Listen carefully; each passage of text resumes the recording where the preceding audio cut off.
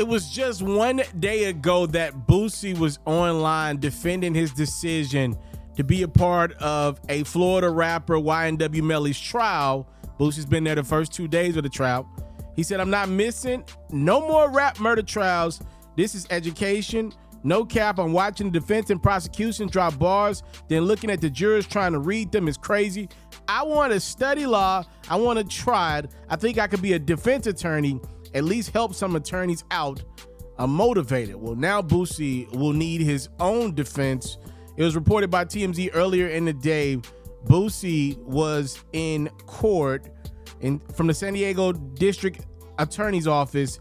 Apparently, Boosie was fighting a gun case. This stems from a situation that happened last month at a traffic stop in which officers discovered 2 handguns on Boosie. He was charged. So Boosie goes to court today.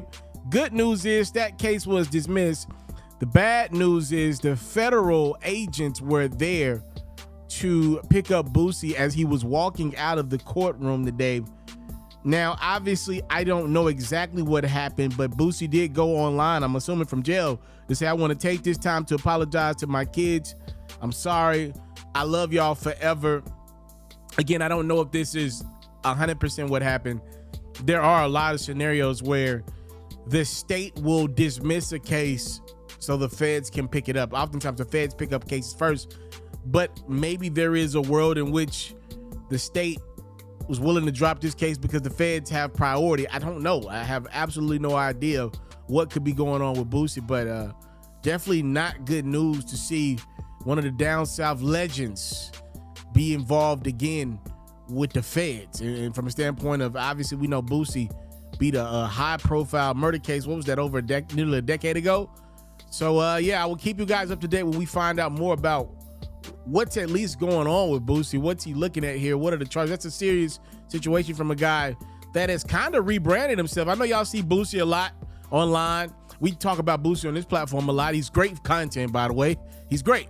I think Boosie has realized, you know, I'm 30s, late 30s, early 40s. I'm at the point now where, you know, I could be on the road doing shows every weekend, but I've been doing that for a long time. Boosie done got a lot of back ends throughout his career.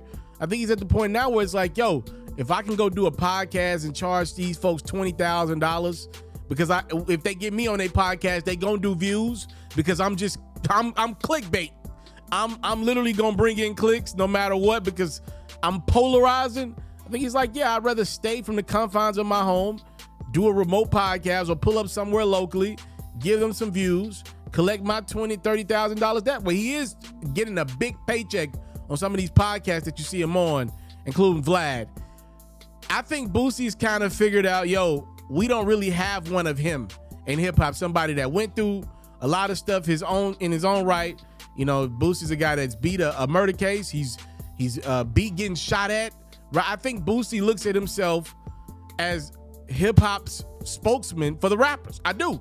I think that's what he thinks he is, you know, and hey, maybe he will be super successful in that lane. He's got to take care of his own legal issues, though. Again, Boosie picked up by the feds after his gun case in San Diego was dismissed. Very weird one, though, the fact that happened the way it did play out. Very quickly, too. Thank y'all so much for the time. Love is important. It's what your boy would never take for granted. Salute. I'm out.